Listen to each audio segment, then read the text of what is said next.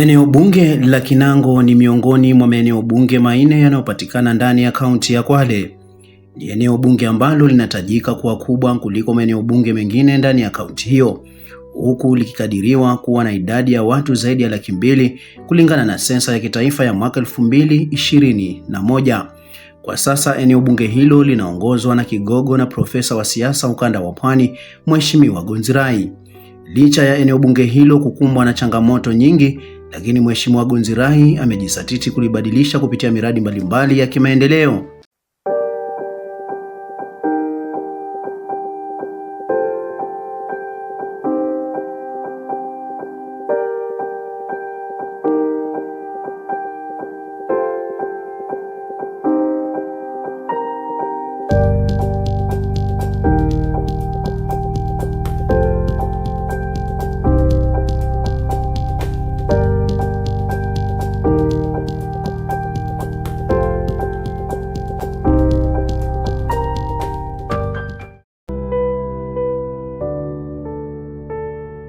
Ni miaka mitatu sasa anyakue kiti cha ubunge wa Kinango mwaka 2022, na sasa maendeleo ya miradi tofauti ndani ya eneo bunge hilo inaonekana. Kwenye sekta ya elimu, Mheshimiwa Gonzirai ameipatia kipaumbele kwa kujenga na kuboresha miundombinu ya shule tofauti, ambapo zaidi ya shule 100 zimefaidika na miradi ya ujenzi wa madarasa, hii ikijumuisha zaidi ya madarasa 136 yaliyojengwa kipindi hiki cha miaka mitatu akiwa uongozini. Imani yake kubwa, anasema, ni kuhakikisha wakazi wa eneo hilo wanapata elimu bora kama njia mojawapo ya kupigana na umaskini. Jambo la kwanza katika maisha yako, kumbuka kwamba baba yako anapokuambia ama mzazi wako anapokuambia nenda shuleni, utumie ule muda ambao umepewa wewe kwenda shuleni, kwa sababu huo ndio unafanya maamuzi ya maisha yako ya baadaye. Tunashukuru sana juu tulipata hii madarasa mawili ambayo tulipewa na Mheshimiwa Gonzirai. Tunasema asante sana. Sasa hii tuseme imekamilishwa, imekuwa sawa, na tumeconfirm kama wanakamati pia iko sawa. Tunaomba on January iwe ikianza, tutashukuru sana. Ningependa kumshukuru kwa kutukumbuka kwa madarasa mawili, na sisi tutazidi kumshukuru kwa maendeleo yenye tunahitaji tuliomwomba hajazidi kutufanyia. Mheshimiwa Gonzirai, maanake hata tujui tuseme ni 5 term, ni 6 term, ama ni tamu ya ngapi? Yaani ni mkongwe wa kisiasa, ameenea na wananchi wake. Sasa pia tujui tuseme ni tamu ngapi jamani? Kweli si kweli? Unampenda huyo Gonzirai? Amefanya hajafanya? Mashule amejenga hajajenga? Mabarabara ameleta hajaleta? Basari ametoa kwa wanafunzi hajatoa? Scholarship amepeana hajapeana? Jamani, basi chana chema lazima kivishwe pete. Kweli si kweli jamani? Mwana naenge. Na naziomba shule zote zilizoko Kinango, tutashirikiana kadri ya uwezo wetu. Lengo lenu kubwa ni kuhakikisha kwamba tunapata matokeo mazuri hapo.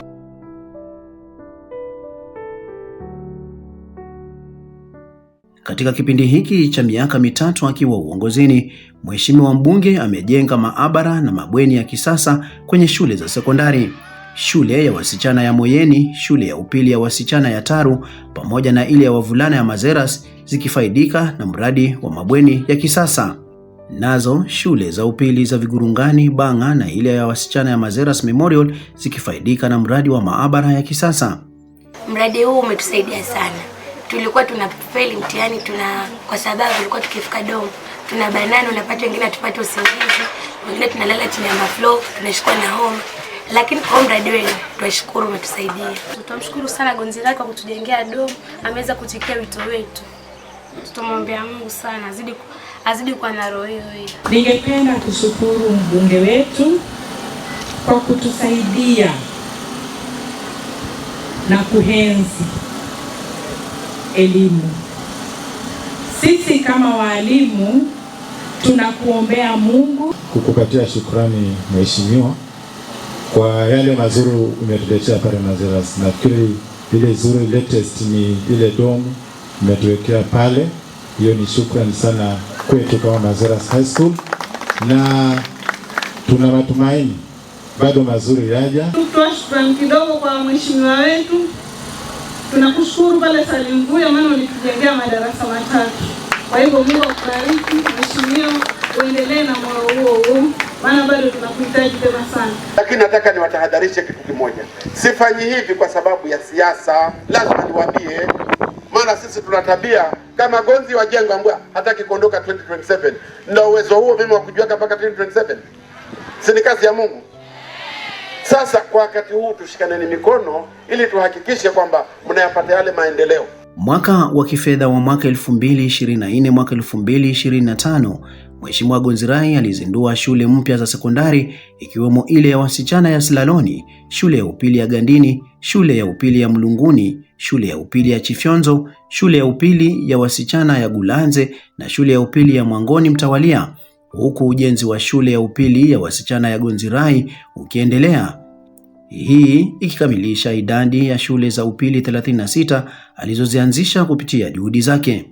Shule hizi zikitarajiwa kuwapokea wanafunzi wa gredi ya 10, hii ikiwa ni njia mojawapo ya kuinua viwango vya elimu. Hii imedhihirisha wazi Mheshimiwa Gonzirai anatimiza ahadi yake ya kujenga shule hizo ili kupunguza msongamano madarasani na hata kupunguza gharama ya mwendo mrefu kwa wanafunzi wanaotafuta elimu. Siku hizi mtoto wako kukukana ni rahisi, lakini mtoto wa kike hasahau wazazi wake. Ni kweli urongo? Sasa kama leo sisi tutawadhulumu watoto wa kike wakose kusoma kwa sababu tunahitaji mali, na ile mali utakapopewa haikubadilishi kwa sababu utakula umalize alafu wewe urudi pale pale. Lakini kama mtoto wako ameolewa na mwenzake ambaye amesoma, mara kwa mara kukiwa na likizo tunaenda nyumbani kusalimia wazazi. Hakikisho kwamba tunawahitaji watoto wote wa kiume na wa kike ili tujaribu kuzipunguza hizi mimba za mapema.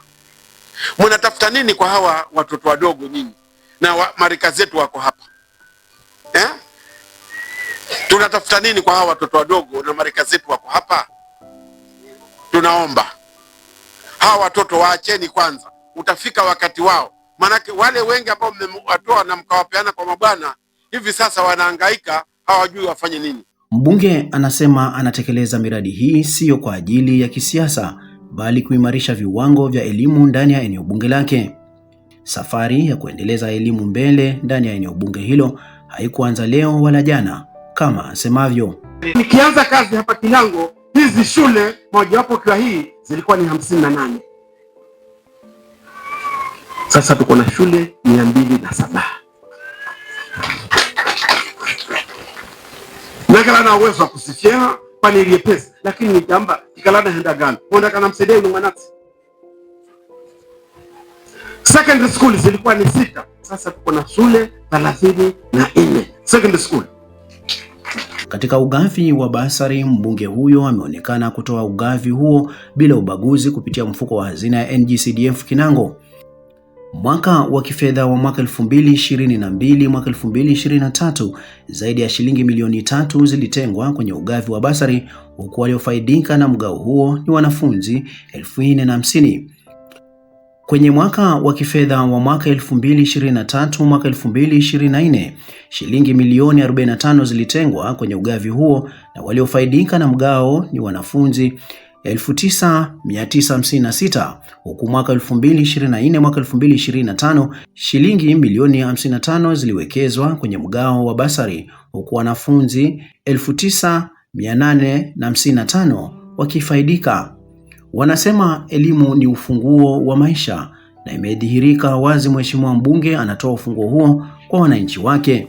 Mwanasiasa anaishi kwa neema za mpiga kura. Ngako sigako. Nilianza kazi hii mimi 92. 97 nikamwambia wana za tajiri ruka. Mwaka aenda kamgaendere. Gonzi wao kakokili. Wafanye tajiri. mkaniregesha 2002, 2007, 2013, 17 mtamba gonzeni mkare mwakomba kamgombere gonza alienda nyumbani hapo na nyumbani vile gonzi wao mwanaje. Lakini mimi huwa nasema kwamba muje kufukuzwa kwao akozwa mzini akafukuzwa kwao akozwa mzini na kwa kama zibara mferero. Mimi nilirudi kwa sababu ya kuonea huruma hawa watoto, kwa sababu miaka 5 iliyopita ilikuwa ni vigumu kupata basari. Leo basari twatoa, na wakati mwingine utamwona mtu anakuambia kwamba nenda kwa mheshimiwa maana kata kulingira ya mwanangu ndasoma. Tunakushukuru tu, maana kwa sababu mimi nasimamia walimu, shule ikiletewa ufadhili kama hivi through hizo basari, walimu wetu wanaweza kuendeleza shule vizuri bila migogoro. Mheshimiwa mbunge, basari zimetusaidia pakubwa. Ukiangalia infrastructure zetu, wakati mwingine nasema isingalikuwa basari, sijui Vigurungani ingekuwa vipi kimajengo na upande mwingine ule. Sasa ninapoongea nimepokea cheka, alikuwa ameahidi atasaidia watoto wenye wana uzito wa fees, especially wale wa third years. Tumeongea kwa urefu na yeye, na leo nataka kushukuru ya kwamba amewasaidia hawa wanafunzi wa third year ambao saa hii Januari inatakana waende teaching practical. Mbele yangu nimepokea cheki ya 200,000, zaidi ya 200,000 kutoka kwa Kinango constituency, hadi ya Mheshimiwa Gonzirai. Hapa tulikuwa kuna wanafunzi 7 ambao ni walikuwa basically kutoka Kinango, ambao walikuwa wameniahidi kwamba kwa hivyo vyote nitapata malipo ya fees zao. Kwa hivyo nimepokea, imekuja kwa wakati ambao unafaa, wakati ambapo tuna mahitaji, na langu tu ni kumhimiza kusema kwanza shukrani ya Mheshimiwa Gonzirai. Shukrani zetu kubwa sana kwa mheshimiwa wetu, mbunge wetu Samuel Gonzirai kwa kitendo ambacho ametufanyia. Kuna watahiniwa ambao wamemaliza mtihani leo, wengi walikuwa watatatizika kwa sababu ya karo, wakiwa na madeni makubwa, lakini tunashukuru kwamba leo tumepokea hundi ya 1,94,500 kwa Kiingereza 1,94,500 Kenyan shillings kama basari ya kusaidia vijana 41. Wakati basari inakuja, wakati tunapata basari wakati kama huu, tunashindwa hata maneno ya kumshukuru mheshimiwa. Ni kutokana na juhudi zake ndiposa miradi mikubwa ya kiserikali imeidhinishwa ndani ya eneo bunge lake.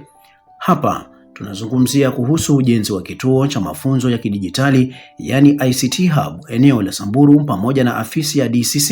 Hii ikiwa ni hatua ya kuleta huduma za kiserikali karibu na wananchi mashinani, sawia na kubuni ajira kwa vijana kupitia mtandao wa kijamii. Ujenzi wa kituo cha talanta kwenye michezo tofauti yani Sports Academy huko Taru, wadi ya Makina, pia kinatarajiwa kukuza talanta na hata kubuni ajira kwa vijana. Miaka 2 iliyopita bunge la kitaifa lilifunga ndoto ya kusema kwamba tungetaka kujenga Sports Academy 290. Kwa bahati nzuri ama mbaya, wakati huo mimi nami nilikuwa natumika katika kamati ya sports katika bunge la kitaifa. Kila Mwambagoma kuvutia wapi? Zile za kwanza zilizotangazwa kwamba zikapate kupatikana, kwa sababu sisi tuko watu 15 katika ile kamati ya bunge. Tukaidhinisha 15. Serikali ikaongeza 15 zikawa ngapi? 30. Leo zile 30 zote zilizotangazwa, nafikiri ni 10 ambazo zimekamilika, na hii ndio ya kwanza katika Kenya nzima. Hii Sports Academy mnaiona hapa. Tunajaribu kutafuta njia za kutaka kuinua talanta za vijana wetu.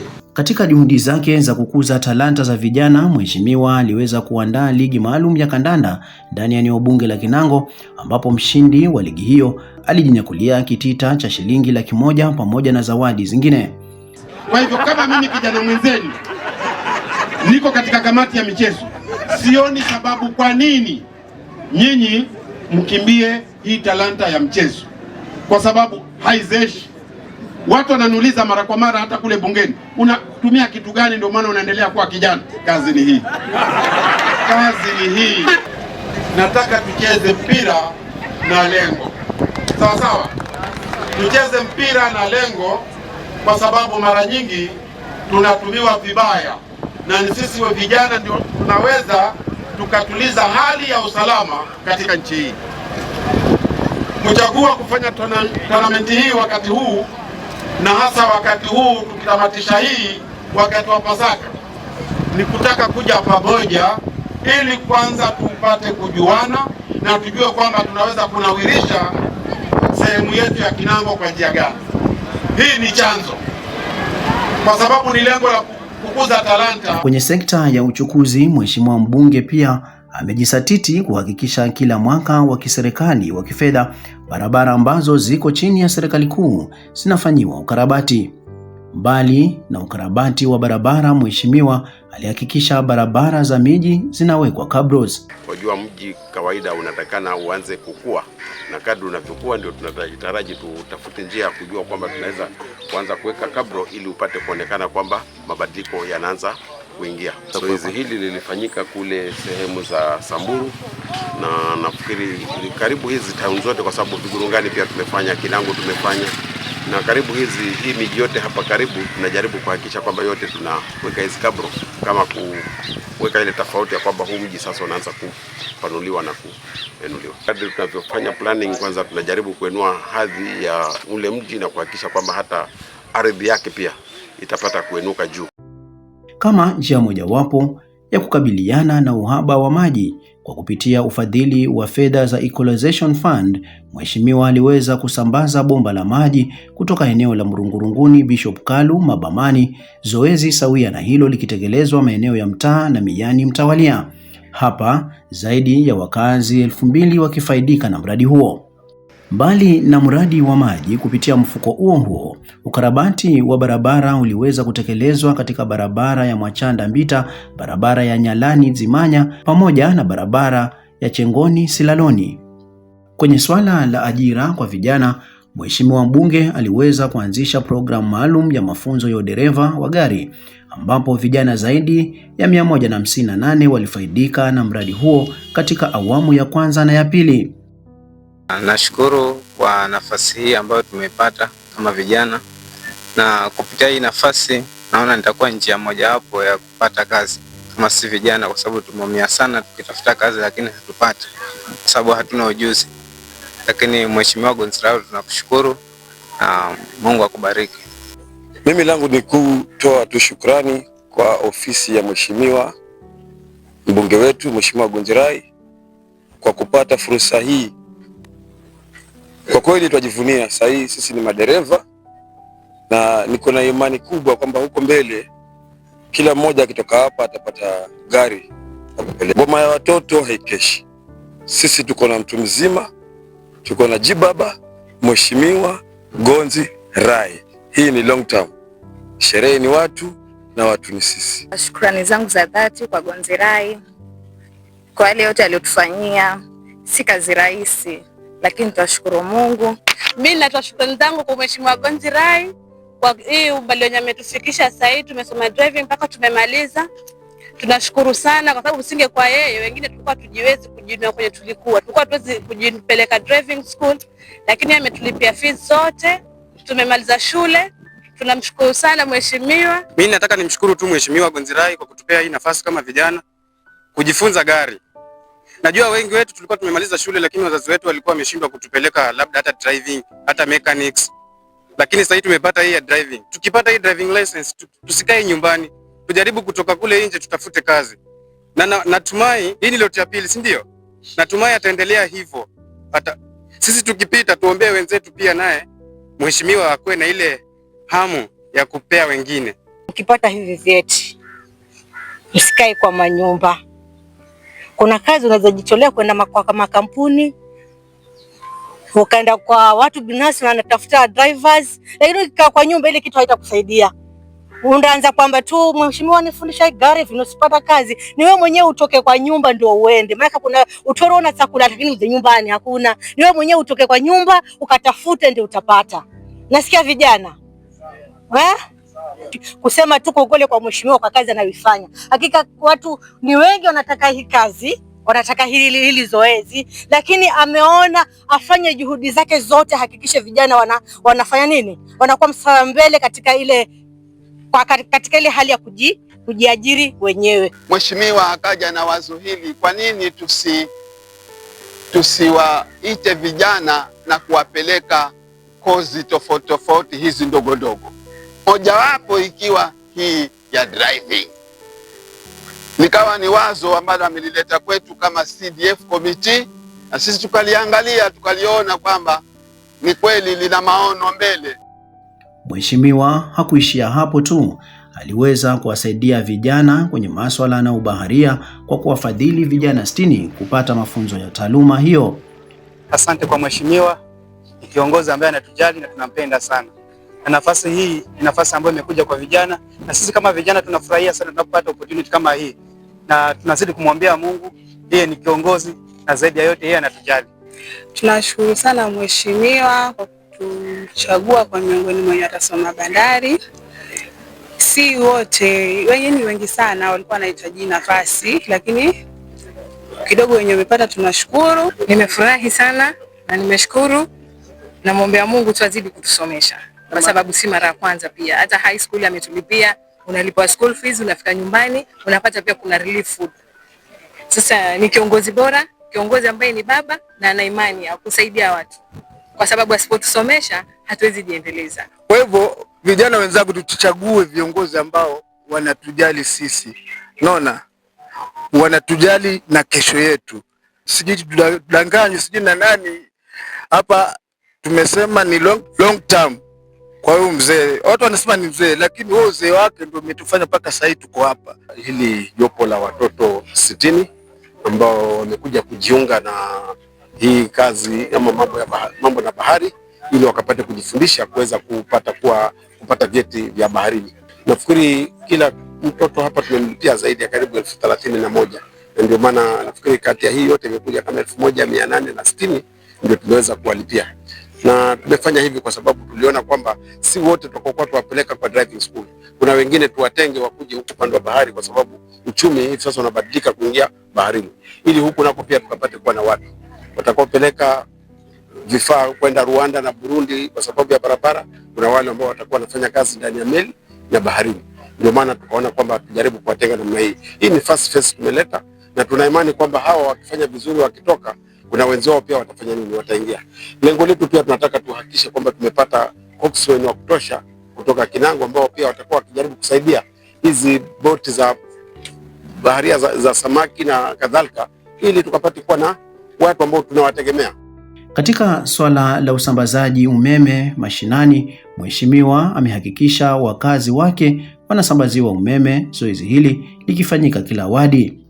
Watu wa Maluganje walikuwa wamesema kwamba wanahitaji umeme, tunawapelekea kule. Kuna watu kutoka kule Mbuluni pia walikuwa wameleta kilio chao. Nafikiri tayari walikwenda kufanyiwa survey, na hivi sasa tuko katika harakati za kuweka pesa ili tuwapatie moto. Watu wa Mbuluni, watu wa Mkang'ombe, watu wa Bomani, ili tuhakikishe kwamba moto ufanye nini? Umepatikana. Mwanzo nashukuru maana kifibe mtu ni yeye. Tasubi hujuka hapa hunamba mtu ni gozi. Beta sere ndakala mwenye na supply wiring ni tia mata TV yangu mata natumia sola. Nikipata mko na shukuru naweza nike fridge kale samaki yangu na ikapo mondani. Haya majusi sana kale maboma tana. Namba nashukuru maana abunge usina kala babo na kaza mkufanyira utu. Arivyo zukumbikira. Akala takumayo kalonda kudaraherwa mo maana amba kunono nyeka kuno kakuhenza. Basi kuya rero nasi zikumbikira. Mna mwamba nashukuru uwe gonzi. Mwenye ukureramo upate uzungu naswi. Kala kaona uzungu vino. Uzikumbuka uzungu hizo uze baba Mkang'ombe. Nashukuru sana we Gonzirai, mbunge wenu na nuwe kakuna mjini maana njini abenya visa gani. Nataka kumshukuru mheshimiwa Gonzirai kwa sababu aliweza kuahidi kwamba atapeana huduma ya moto kwa wananchi, na leo tumeweza kuona maofisa wameweza kufika, wanaendelea kufanya registration ya wale households. Kwa hiyo tunashukuru Mheshimiwa Gonzirai, wacha Mungu ampatie maisha marefu, na ikifika 2027 tunamrudisha tena kwenye kiti. Mtu ni watu, hawajakosea wavyele, ndiposa Mheshimiwa Gonzirai amekuwa mstari wa mbele kutangamana na jamii kwenye shughuli mbalimbali za kijamii. Ni kiongozi ambaye pia anatetea wananchi wake anapokuwa bungeni na hata nje ya bunge kwenye masuala tofauti tofauti ya kijamii. On the 16th of July 2024, Mr. Charo Karisa Mai was abducted by unknown people believed to be security agents while traveling from Mombasa to Malindi. The matter was reported at Malindi Police Station by the OB number 30/16/02/2024. To date, Mr. Charo Karisa Mai has not surfaced, and we are actually wondering whether he's actually being held anywhere by any security agents, and if he's being held, under what authority and the location, because what we want is his whereabouts. Akaenda akapimwa ikawa negative. Majibu yalipokuja kwa commandant akasema kwamba amri imetoka tayari kwamba wewe lazima urudi nyumbani. Yule mtoto analia kiasi cha kwamba hapo alipo lolote linaweza likampata, kwa sababu aliambiwa kwamba jaribu Makojao. Akasema ikifika Makojao umri wangu utakuwa hauniruhusu kuomba tena kiti cha uaskari. Sasa nakuomba Bwana Spika, nakuomba Bwana Spika, nakuomba Bwana Waziri, gavana wangu, hili swala kiganjo ni Nyeri. Nyinyi ndio mnaweza kufika, viatu hivyo si viwezi. Nisaidieni. Yule mtoto itakuwa ni nafasi yetu, sisi tumeikosa. Ni wa hapa Kasemeni. Ni Juma Ali Mangome. Sauti yake huambatana na vitendo vyake. Mengi yatasemwa, lakini walisema mgala muwe na haki yake mpe.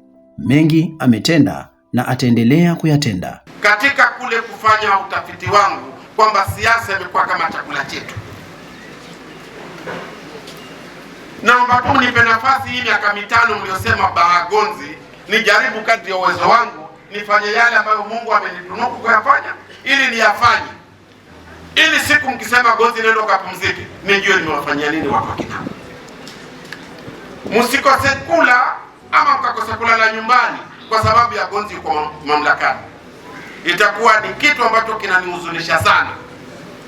Siasa tuiwekeni kando, mniachie niwafanyie yale ambayo Mungu amenichagua kuyafanya. Nilianzisha hii barabara ya kutoka Samburu kuja Kinango wakati mimi nilikuwa narejeshwa nyumbani. Barabara ikaja mpaka ikafika wapi? Kinango. Baada ya kunitoa mkakaa miaka mitano, barabara ilikuja ikasimama hapa Kinango. Kweli urongo? Niliporudi barabara imeanza tena yaelekea wapi? Kwani. Niachieni nimalize hii kazi. Hivi sasa tuko katika harakati za kuhakikisha kwamba barabara ya kutoka Mangulu kuja Kinango mwanakandarasi aregeshwe barabarani, ili barabara nayo ifanye nini? Nina matumaini kwamba wakati barabara itakapokuwa tayari, kazi itakayokuwa imebakia itakuwa ni ya kuitoa hapa kuipeleka Mariakani. Mtumishi wa Mungu atakuwa na jukumu la kuja kuambia kazi mlionipa nimemaliza. Kwa hivyo nachosubiri sasa kule mnakotaka, lakini msiwe na haraka kwa wakati huu nikamilishe hii kazi, kwa sababu umeiona mambo vile yanavyofanyika wakati mnaposema Gonzi nenda kapumzike. Naomba tusaidiane.